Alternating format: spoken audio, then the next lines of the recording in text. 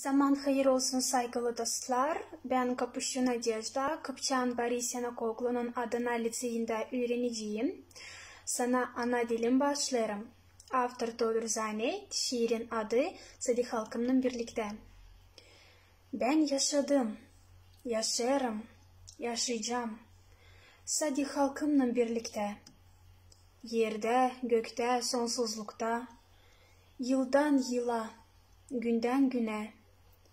Halkım yaşarsa, hem de varsa, dünya da var bu dünyada. Güneşle ay da yerinde, danar arar vakıdında. Halkım benim, sana dua ederim. Sadece sana ben başımı eğildirim. Sana bütün hizmetlerim, rahatsız hem ağır gecelerim, aydın, mutlu gündüzlerim, gergin yürek atışlarım, hem de candan duygularım.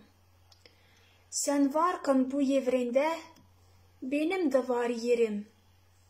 Yerde var bucakım, var bir yuvam, var vatanım, ana toprağım. Var bir ailem, hem bir köşem.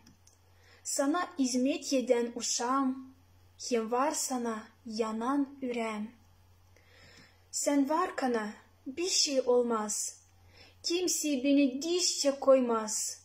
Umudumu senden kesmez. Ni ruhumu, ni rızımı yezmez. Ni göğsümü, ni canımı yarmaz.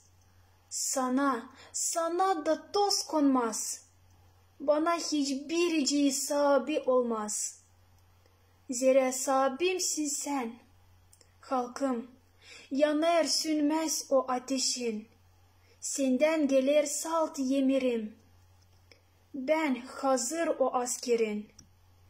Yemirine göre yaşarım. Senin için hep savaşırım. Salt önünde ben diz çökerim. Hem salt sana yemin veririm. İnan halkım, duam sana, hazırım canımı atma kantarına.